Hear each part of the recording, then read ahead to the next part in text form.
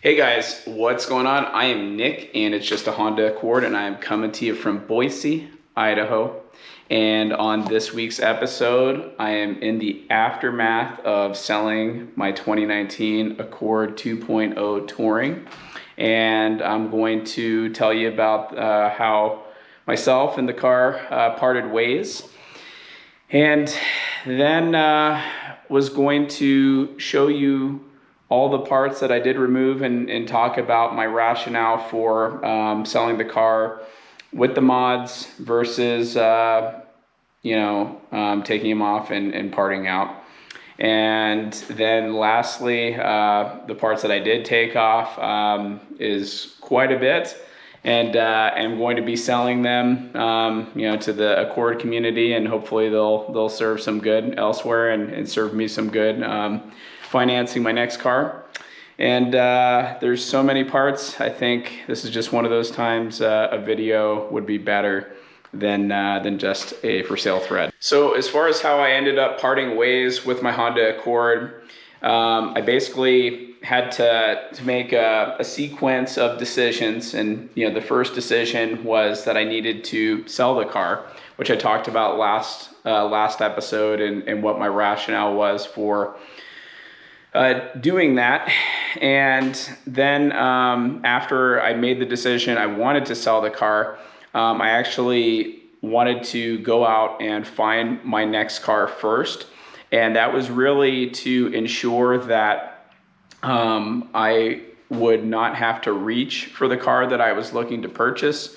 And given the supply chain shortages for new cars, and then used car prices are high and there's a premium on both, I was concerned if I sold my car first that I could be in a situation that I would end up paying above and beyond what I was willing to do or budgeting to do for my next vehicle, or get something I really didn't want just because of need. I have 2 kids and a family, and we really can't afford to be without a couple of cars.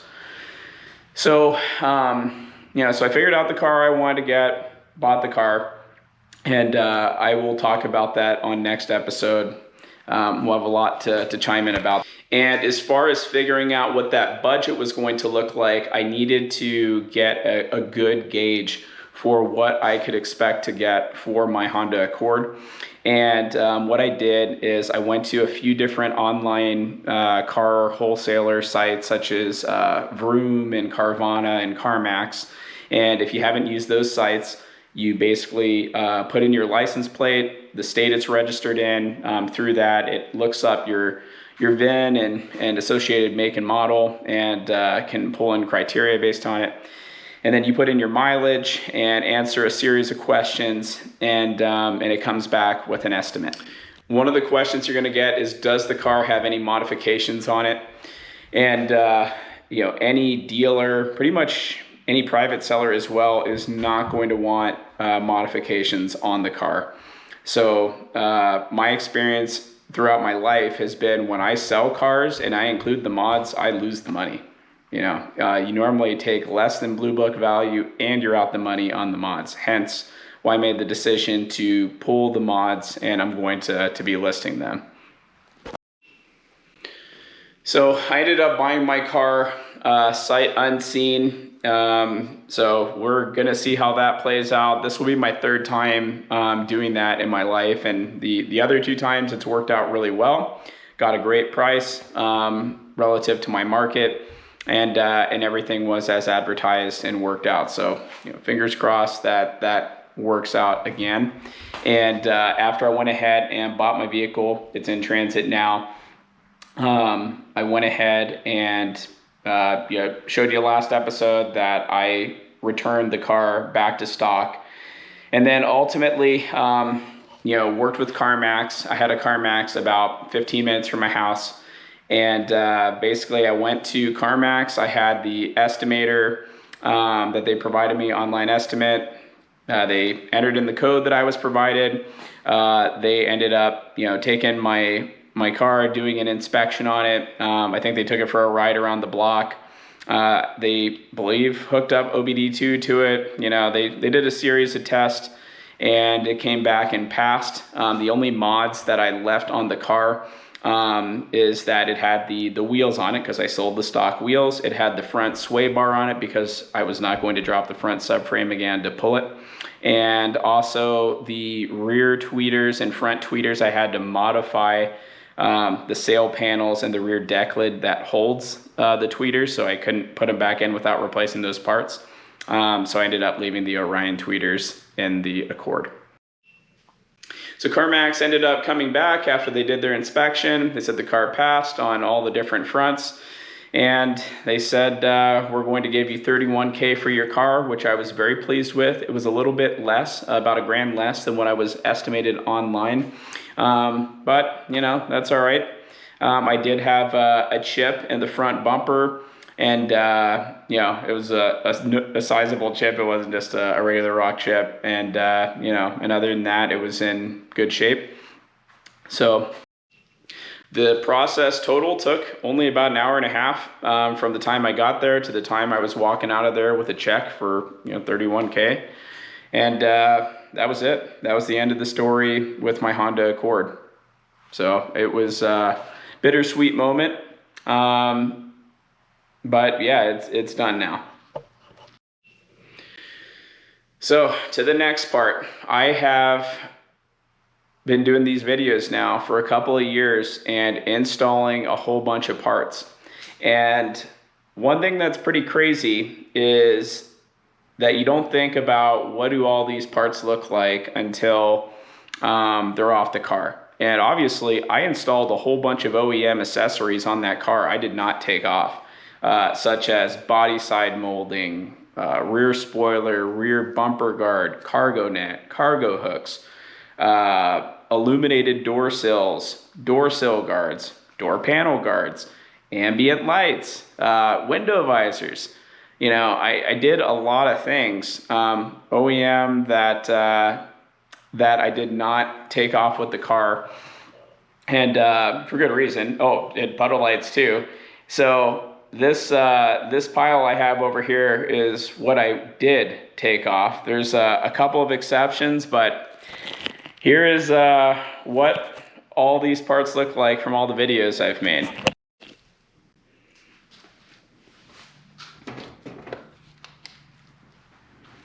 So first up, I have my iBack Pro Kit springs, and they lower the car, you know, about a 9/10 of an inch.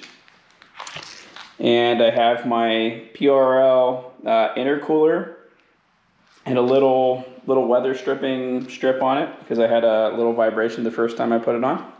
I have my PRL catted downpipe. These have the spacers on it. Has the bung plug if you don't use a Type R turbo, but it can be used with the Type R turbo. Have my Type R engine cover, my PRL front pipe, Ultra Racing strut bar, SC Concepts lower chassis bar. Got my 2 amps, my LC7i, and a whole bunch of wires. I have a PRL flex fuel kit, a couple of painted Honda badges, a couple of rear marker lights that I never even installed. Got the Type R turbo. I think it only has probably 10, 11,000 miles on it total. It was brand new.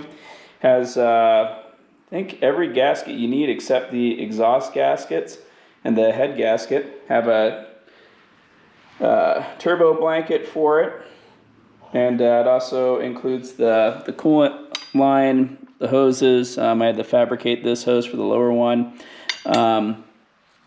It has the bracket you're going to need, and it has the engine cover. The one thing I will say, it does include the wastegate, but I did grind this down slightly to clear with my stock inlet. Had to grind the stock inlet down as well. Moving on, I got my PRL high volume intake. The filter is still mounted inside of this.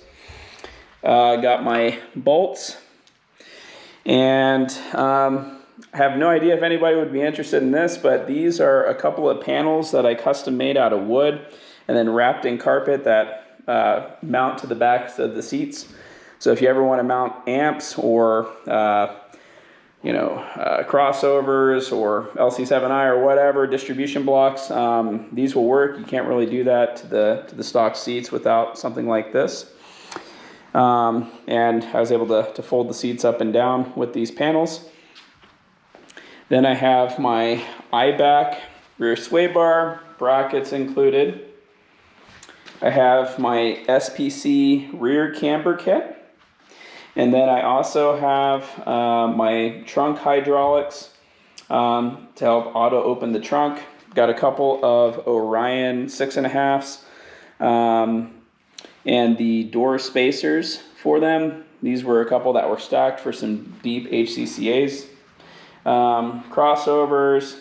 I got 4 stock tweeters. Got this brand new fuel line that people will put on. They'll drill it out a little bit to get a little bit more fuel pressure for those running flex fuel. That you can run E40 when you do this mod. Some touch-up paint, some stock interior panels, stock resonators for the inlet or stock intake, and then a Mishimoto oil catch can, a trunk spring tool, Honda tool, and then some red V3 taillights. So that is a mouthful, and there's my sub. But this is what it looks like, and it takes up literally the entire bay of my garage.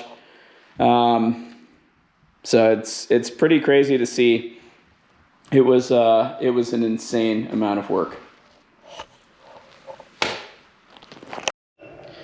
So that is all the parts, and it's still just, it's crazy to look at and see how much there is. But anyways, yeah, I'm gonna go ahead and post all the different parts that I'm actually selling, and the prices in the description of the video. You can reach out to me on Gmail, on Instagram or Facebook, and let me know if you're interested. I'm not necessarily ready to ship every one of these parts because I don't think I have boxes big enough for a couple of the big ones.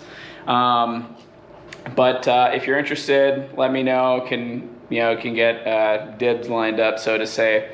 And some of these parts I would probably just be willing to throw in potentially if you have an interest. Like, I don't really know who's interested in stock resonator, the stock trim panel pieces, but or the stock tweeters. But if you are, reach out, and I'll work with you on it.